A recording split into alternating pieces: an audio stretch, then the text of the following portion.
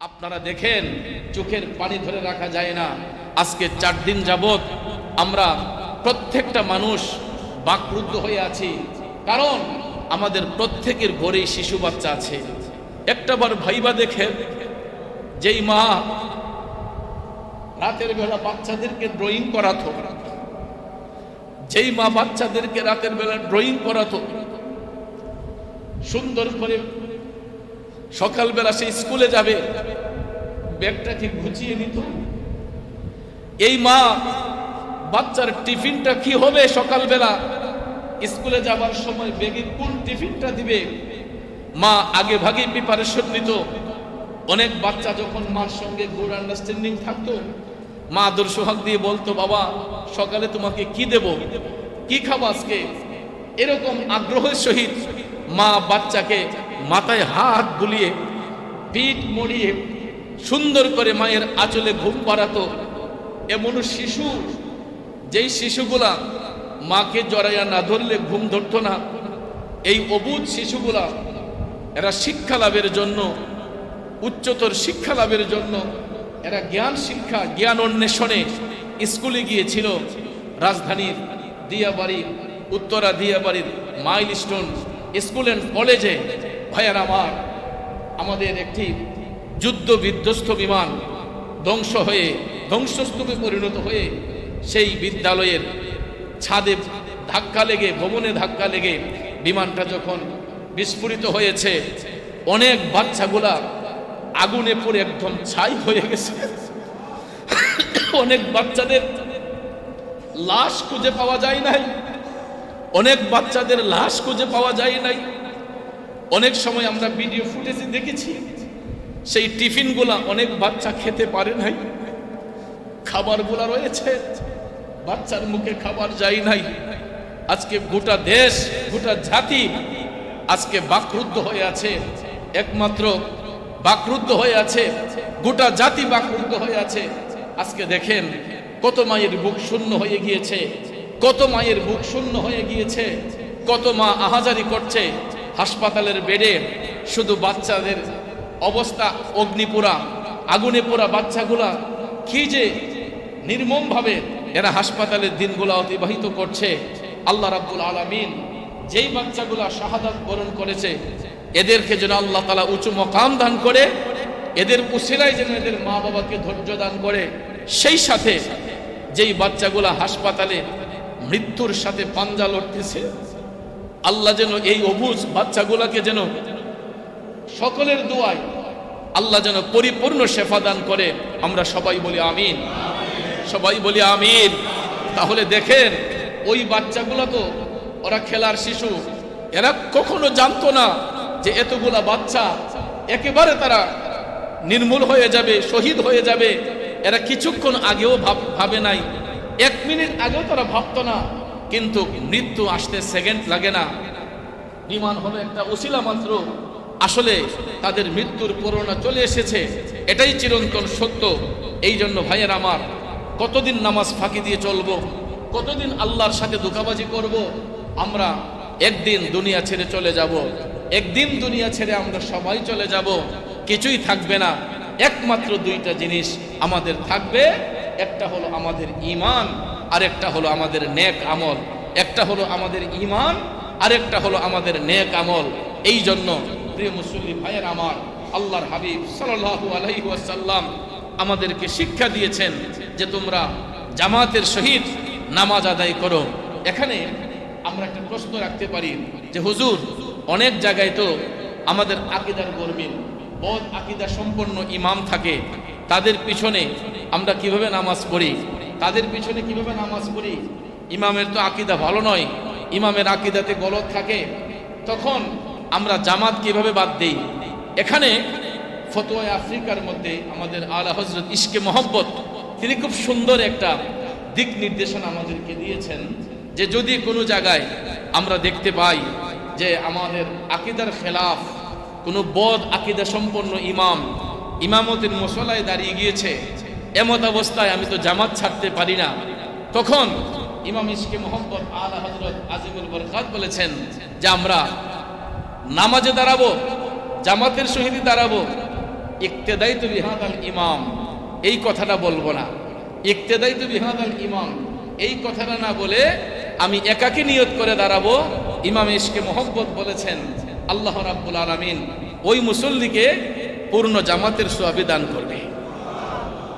কারণ এই অবস্থায় তো উনি আর জামাত কোথায় পড়বে? জামাত পড়তে গেলেও 3 জন মুসল্লি প্রয়োজন, উনি একা, এখন কি করবে?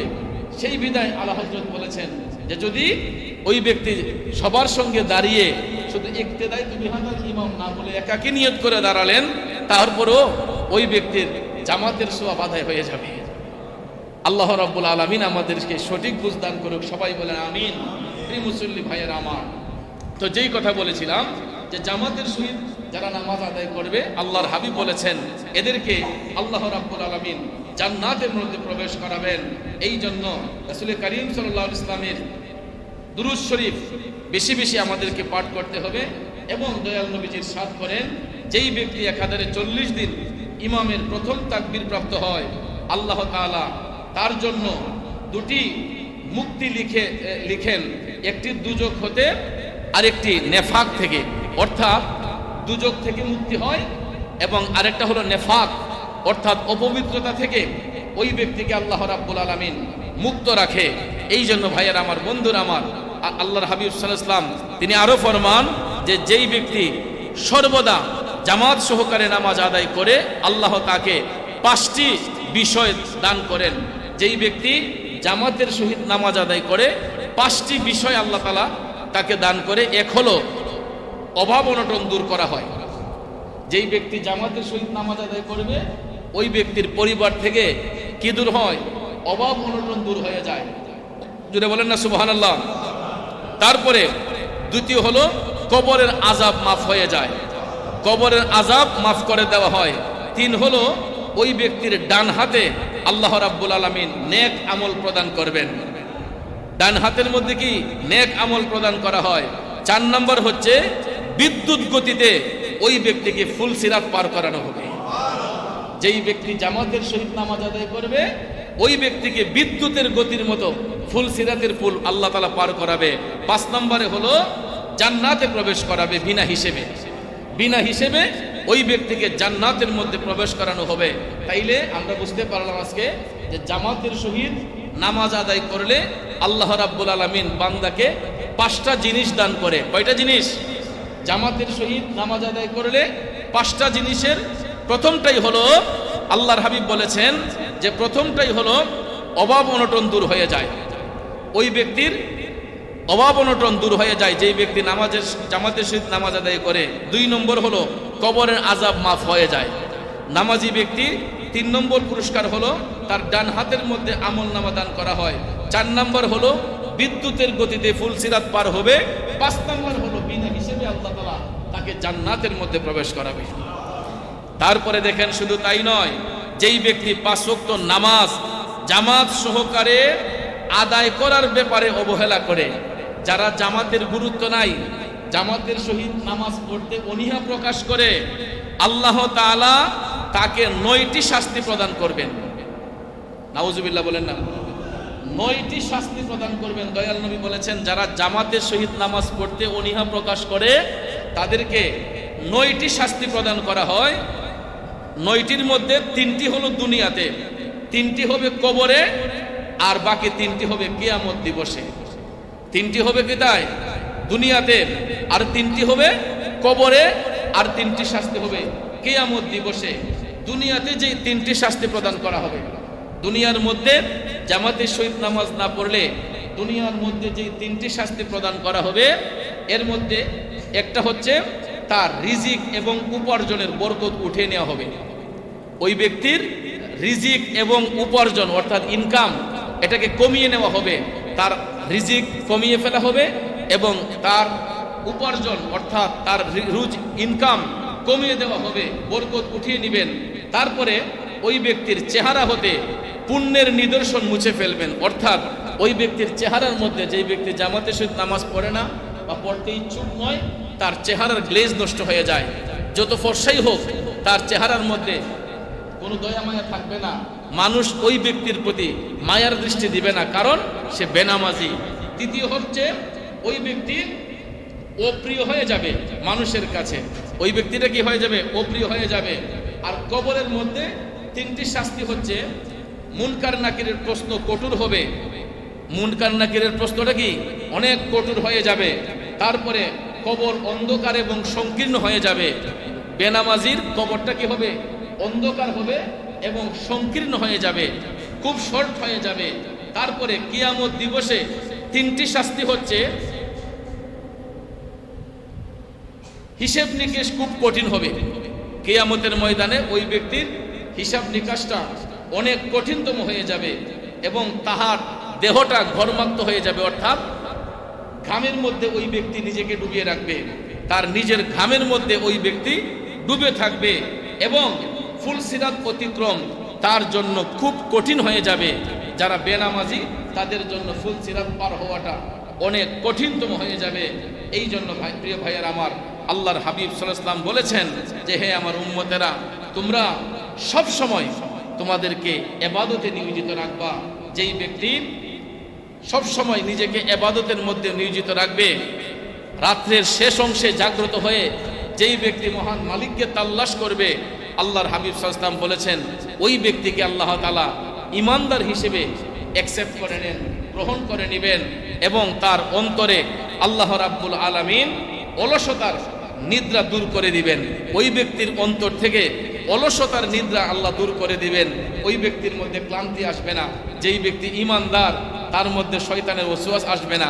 সাধারণত দেখবেন আমরা নামাজ পড়তে গেলে, অনেক সময় তাহাজ্জুদের নামাজ পড়তে গেলে ঘুম থেকে উঠতে মনে চায় না, এই গৈরাগৈরি করতে করতে উঠি করতে করতে দেখা যায় তাহাজ্জুদ গত হয়ে যায়। এটা হলো ওয়াসওয়াস, এটা হলো আমাদের কি ওয়াসওয়াস।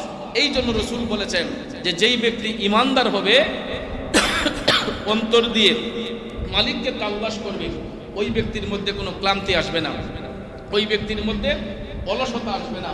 অলসতার নিদ্রা আল্লাহ দূর করে দিবেন ওই ব্যক্তি যদি আল্লাহকে তাল্লাশের জন্য কন্টিনিউ ইবাদতের মধ্যে মাশগুল থাকে। এই জন্য প্রিয় মুসল্লি ভাইয়ের আমার, আপনাদের কাছে বিনয় করে বলছি, আমরা অতীতে যাই করেছি, অন্তত এই মাইলস্টোনের বাচ্চাদের দিকে একটু নজর করেন। আজকে যেই বাচ্চাগুলা, এক একটা মায়ের এক একটা স্বপ্ন ছিল, এক একটা বাবার এক একটা স্বপ্ন ছিল, আমার ছেলে এই হবে, আমার মেয়ে এই হবে, কিন্তু আজকে দেখেন শুধু সন্তানের কাঁধেই পিতার লাশ বহন করা হয় না, অনেক সময় পিতার কাঁধেও সন্তানের লাশ বহন করতে হয়। ঠিক কিনা বলেন? শুধু শিশু সন্তানই মারা যায় নাই, বাচ্চাকে বাঁচাতে গিয়ে নিজের মা পর্যন্ত দুনিয়া থেকে চলে গেছে, আছে না? আপনারা দেখেছেন, বাচ্চাকে বাঁচানোর জন্য বাচ্চাকে বাঁচাতে গিয়ে মাটা পর্যন্ত চলে গেছে। বাচ্চা আছে, মা নাই, আবার অনেকের মা আছে, বাচ্চা নাই। এটাই হলো আমাদের উত্তম শিক্ষা। এখান থেকে আমাদেরকে শিক্ষা নিতে হবে যে মৃত্যু এটা যেই কোনো সিচুয়েশনে, যেই কোনো মুহূর্তে আসতে পারে। এই জন্য দুনিয়া ছেড়ে যেহেতু চলেই যাব, যাওয়ার আগে আমাদের ঈমান আকীদাকে একটু মজবুত করতে হবে, আমাদের ঈমান আকীদাকে মজবুত করতে হবে। আর ঈমান আকীদাকে মজবুত করার জন্য আমাদেরকে 5 ওয়াক্ত নামাজ জামাতের সহিত আদায় করতে হবে এবং আমাদের মহিলা মা বোনদেরকে তাদেরকে নামাজের গুরুত্ব তাদেরকে বুঝিয়ে দিতে হবে, নামাজ পড়ার তাগিদ দিতে হবে। যেই পরিবারে আমাদের মা বোনরা নামাজি হয়, ওই পরিবারের উপর আল্লাহর খাস রহমত আসে। যেই পরিবারের মধ্যে মানুষগুলো নামাজি হয়, ওই ঘরের পরিবেশ পরিস্থিতি অন্যরকম থাকে। একবেলা কম খাইলেও দেখবেন নামাজি পরিবারে ঢুকলে একটা অন্যরকম শান্তি লাগে। কথা বলেন ঠিক না ভাইয়ার আমার? এই জন্য সব সময় নিজ নিজ ঘরের মধ্যে নামাজের পরিবেশ রাখবেন। বাচ্চাগুলাকে শিক্ষা দেওয়ার জন্য একটু কষ্ট হলেও আমরা নিজেরাই ওয়াক্ত মোতাবেক নামাজটা, দরকার হয় উপযুক্ত ছেলে যদি ঘরে থাকে, মসজিদ একটু দূরে হয়েছে, 3 জন মিলে ঘরে জামাতের সহিত নামাজ পড়েন। বাচ্চাদেরকে নিয়ে, ছেলেদেরকে নিয়ে আপনি যখন ঘরেই নামাজ পড়েন জামাতের সহিত, দেখবেন ওই বাচ্চাগুলো লাঞ্ছিত হবে না। ওই ঘরের মধ্যে যখন নামাজের পরিবেশ থাকবে, তখন ঘরের পরিবেশটাই অন্যরকম থাকবে। এই জন্য নিজে নামাজ পড়তে হবে, নিজের পরিবার পরিজনকে নামাজের শিক্ষা দিতে হবে। তো আল্লাহ রাব্বুল আলামিন ঈমানদারদেরকে বলেছেন, ইয়া আইয়ুহাল্লাযীনা আমানু, হে আমার ঈমানদারগণ, ওয়ারকাউ, ওয়াসজুদু ওয়া'বুদু রাব্বাকুম ওয়াফআলুল খায়রা লাআল্লাকুম তুফলিহুন। তোমরা রুকু করো, সিজদা করো এবং আপন প্রভুর ইবাদত করো এবং সৎ কাজ করো যেন তোমরা সাফল্য লাভ করতে পারো। আমরা যেন সেই আদেশ অনুসারে চলতে পারি। আমি সহ আমাদের সবাইকে যেন আল্লাহ সেই তৌফিক দান করেন। সবাই বলি আমিন। ইয়া আইয়ুহাল্লাযীনা আমানু, আল্লাহ বলেছেন হে আমার ঈমানদারগণ। এখানে রব্বুল ইজ্জত আমানু শব্দটি ব্যবহার নাও করতে পারতেন। যদি সমগ্র জাহানকে ডাকা হতো তাহলে রব্বুল ইজ্জত এখানে ব্যবহার করতেন ইয়া আইয়ুহান নাস, হে মানব জাতি। কিন্তু এখানে সমস্ত মানব জাতিকে আহ্বান করা হয় নাই, বরঞ্চ মানুষের মধ্যে যারা দিনদার, যারা মুত্তাকি, যারা পরহেজগার, আল্লাহ রাব্বুল আলামিন ওই সমস্ত ঈমানদারদেরকে আহ্বান করে বলতেছেন ইয়া আইয়ুহাল্লাযীনা আমানু, হে আমার ঈমানদারগণ, ওয়ারকাউ ওয়াসজুদু ওয়া'বুদু রাব্বাকুম, তোমরা রুকু করো, সিজদা করো এবং আপন প্রভুর ইবাদতে মশগুল হয়ে যাও। তারপরে রব্বুল ইজ্জত বলেছেন ওয়াফআলু খায়রা লাআল্লাকুম তুফলিহুন, এবং সৎ কাজ করো যেন তোমরা সাফল্য লাভ করতে পারো। অর্থাৎ এই আয়াতে পাকের দ্বারা আল্লাহ রাব্বুল আলামিন ঈমানদারদেরকে আহ্বান করে বলতেছেন তোমরা রুকু করো, সিজদা করো এবং আপন প্রভুর ইবাদতে তোমরা নিয়োজিত হও এবং তোমরা সৎ কাজ করো, ভালো কাজ করো, যাতে তোমরা সাফল্য লাভ করতে পারো, তোমরা সফলতা অর্জন করতে পারো। এই শিক্ষাটা কোনো বেঈমানকে দেওয়া হয় নাই, কোনো বেবিচারীকে দেওয়া হয় নাই, কোনো ফাসিককে দেওয়া হয় নাই। একমাত্র ঈমানদারদেরকে রাব্বুল ইজ্জত আহ্বান করে বলতেছেন, ঈমানদারদেরকে আহ্বান করে আল্লাহ রাব্বুল আলামিন বলতেছেন তোমরা রুকু করো, সিজদা করো, আপন প্রভুর ইবাদতে মশগুল হয়ে যাও এবং তোমরা ভালো কাজ করো যাতে তোমরা সফলতা অর্জন করতে পারো। এখন ভালো কাজের মধ্যে সর্বোত্তম কাজ, একটা মানুষকে পরিবর্তন করতে হলে, একটা মানুষকে গুছিয়ে নিতে হলে আমাদের সর্বপ্রথম যেই কাজটা, এটা শরীয়তের আমলের মধ্যে উৎকৃষ্ট একটা আমল, এটা হচ্ছে নামাজ। যেই নামাজের মধ্যে রুকু রয়েছে, সিজদা রয়েছে, মহান রব্বুল ইজ্জতের নৈকট্য হাসিলের জন্য আমাদেরকে যা যা করণীয় দরকার এটা একমাত্র দিতে পারে আমাদেরকে নামাজ। কথা বলেন ঠিক না বেঠিক? এই জন্য প্রিয় ভাইয়ের আমার, আল্লাহর হাবিব সাল্লাল্লাহু আলাইহি ওয়াসাল্লাম আমাদেরকে শিক্ষা দান করেছেন, দয়াল নবী উম্মতদেরকে শিক্ষা দিয়েছেন যে তোমরা 5 ওয়াক্ত নামাজ আদায় করো, 5 ওয়াক্ত নামাজ আদায় করো। কেননা নামাজ হচ্ছে সবচেয়ে বড় লাভবান একটা ব্যবসা। অর্থাৎ ঈমানদারদের জন্য সবচাইতে লাভজনক ব্যবসা হলো, এটা হলো নামাজ। নামাজটা হলো আমাদের পুঁজি, এই নামাজটা হলো আমাদের পুঁজি। যদি কোনো মুমিন, কোনো ঈমানদার, ওই ব্যক্তি নামাজের মাধ্যমে তার জিন্দেগি অতিবাহিত করতে পারে, ওই ব্যক্তিটা রিয়া থেকে মুক্ত থাকে, ফখরিয়ত থেকে মুক্ত থাকে, অহংকার থেকে মুক্ত থাকে। এই জন্য আল্লাহর হাবিব বলেছেন যে সবচাইতে লাভজনক ব্যবসা হলো নামাজ। কারণ যেটার মধ্যে কোনো রিয়া থাকে না, যেটার মধ্যে কোনো কম বেশি নাই, যা যতটুকু করবেন ততটুকুই সফল, যতটুকু করবেন ততটুকুই সফল। এই জন্য রাসূল বলেছেন যে নামাজ হচ্ছে সবচাইতে লাভজনক ব্যবসা। আর বিশেষ করে এই নামাজ পড়তে গেলে তোমরা জামাতের সহিত নামাজ আদায় করো। রাসূল বলেছেন তোমরা জামাতের সহিত তোমরা নামাজ আদায় করো। আমরা অনেক সময় দেখা যায় অনেকেই নামাজ পড়ি কিন্তু জামাতের এত গুরুত্ব দেই না, আমরা জামাতের সহিত নামাজ পড়াটাকে এতটা গুরুত্ব দেই না। রাসূল বলছেন সাবধান, নামাজে তোমরা অমনোযোগী হইও না, নামাজে তোমরা মনোযোগী হও।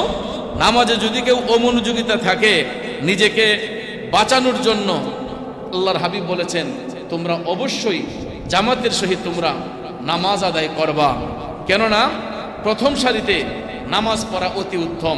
রসুল বলেছেন যে যেই ব্যক্তি আল্লাহর পবিত্র ঘর মসজিদে ইবাদতের নিয়তে, নামাজের জন্য ইবাদতের নিয়তে যেই ব্যক্তি মসজিদে প্রবেশ করে, আর যদি কোনো প্রথম কাতারের মুসল্লি হয়, প্রথম মুসল্লিটা এখানে ক্লাসিফিকেশন আছে, মসজিদের মধ্যে সর্বপ্রথম যেই মুসল্লি প্রবেশ করবে, আল্লাহর হাবিব সাল্লাল্লাহু আলাইহি ওয়াসাল্লাম বলেছেন ওই ব্যক্তিকে রব্বুল ইজ্জত এতই সম্মানিত করেন যে যেই ব্যক্তি মসজিদে আসতে গিয়া চেষ্টা করেছে যে না আমি প্রথম সারির মুসল্লি হব, আমি প্রথম মুসল্লি মসজিদে আগে প্রবেশ করব, এরকম প্রিপারেশন, এরকম যদি কারো আগ্রহ থাকে, আর ওই মুসল্লি যদি মসজিদে আইসা প্রথম মুসল্লি যদি মসজিদে প্রবেশ করেন, রসুল বলেছেন ওই ব্যক্তির আমল নামায় আল্লাহ রাব্বুল আলামিন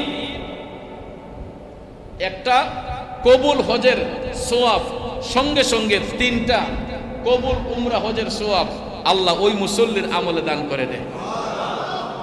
অপর একটা বর্ণনায় আল্লাহর হাবিব বলেছেন যে প্রথম সারির মুসল্লি যেই ব্যক্তি হয়ে যায়, 300 উট কুরবানি করলে যেরকম সোয়াব হয়, ওই মুসল্লির আমল নামায় এইরকম পরিমাণ সোয়াব আল্লাহ তাআলা দান করে দেয়। তাইলে বোঝা গেল যে জামাতের সহিত নামাজ পড়ার গুরুত্ব অপরিসীম। এই জন্য ভাইয়ের আমার, আল্লাহর হাবিব সাল্লাল্লাহু আলাইহি ওয়াসাল্লাম বলেছেন যে প্রথম সারিতে নামাজ পড়া অতি উত্তম। ইমামের তাকবীর বলে নিয়ত করার সাথে সাথে আপনাদের শরীক হওয়া একান্ত কর্তব্য। অর্থাৎ এখানে হাদিস শরীফে বলা হয়েছে যে ইমাম সাহেবের সঙ্গে, ইমাম সাহেব যখন প্রথম তাকবীরে তাহরিম যখন বাঁধবেন, তিনি যখন নিয়ত করবেন, ওই তাকবীরের সঙ্গে যেই ব্যক্তি একটানা 40 দিন, যেই ব্যক্তি একটানা 40 দিন জামাতের সহিত নামাজ পড়বে, আল্লাহর হাবিব সাল্লাল্লাহু আলাইহি ওয়াসাল্লাম বলেছেন যে পরকালে ওই ব্যক্তি কিয়ামতের ময়দানে সর্বোচ্চ মর্যাদা লাভ করবে। সুবহানাল্লাহ বলেন। আল্লাহর দরবারে সর্বোচ্চ মর্যাদা ওই ব্যক্তি লাভ করবে। আর ওই নামাজি ব্যক্তি, যেই ব্যক্তি প্রথম তাকবীরের সহিত জামাতের সহিত নামাজ আদায় করে, হাসরের ময়দানে ওই ব্যক্তির কপালের মধ্যে নূর ঝলঝল করবে। যেটা বলেন না সুবহানাল্লাহ, ওই ব্যক্তির কপালে কি করবে? নূরে ঝলঝল করবে। এবং আল্লাহর হাবিব সাল্লাল্লাহু আলাইহি ওয়াসাল্লাম বলেছেন যে একজন মুমিন যখন ইমামের সাথে তাকবীরে তাহরিম প্রাপ্ত হন, তিনি পরকালে উচ্চ মর্যাদা এবং উচ্চ স্থান লাভ করেন এবং বেহেশতে প্রবেশ করার অধিকার লাভ করেন। জান্নাতের মধ্যে ওই ব্যক্তি প্রবেশ করার সুযোগ লাভ হয়ে যায় একমাত্র জামাতের সহিত নামাজ আদায় করার কারণে। কিন্তু আজকে আমরা কত দুর্ভাগা দেখেন, আমরা অনেক মুসল্লিরা মসজিদের পাশ দিয়ে হেঁটে যাই, মসজিদের পাশ দিয়ে হেঁটে যাই, কিন্তু আমরা মসজিদে প্রবেশ করতে চাই না, আমরা মসজিদে প্রবেশ করতে চাই না। বর্তমানে গিয়ে দেখেন, এই যে আজকে পবিত্র জুমার দিন, অনেক ভাইকে জিজ্ঞেস করলে, মুসলিম ভাই জিজ্ঞেস করলে, ভাই আসেন নামাজে, সুজাক বলে ফেলে আমার প্যান্টটা ভালো না, আমি প্যান্টটার মধ্যে নাপাকি আছে, আমার উজু নাই, আমার গোসল নাই। হে ভাই, এরকম অজুহাত দিয়ে আমরা কয়দিন বাঁচতে পারবো আল্লাহর আদালত থেকে? হয়তো 1 দিন, 2 দিন, 3 দিন আপনি ধোঁকা দিচ্ছেন। কয়দিন ধোঁকা দিবেন? মৃত্যুর পরোয়ানা সবার কাছেই চলে আসবে, মৃত্যুর পয়গাম সবার কাছে আসবে।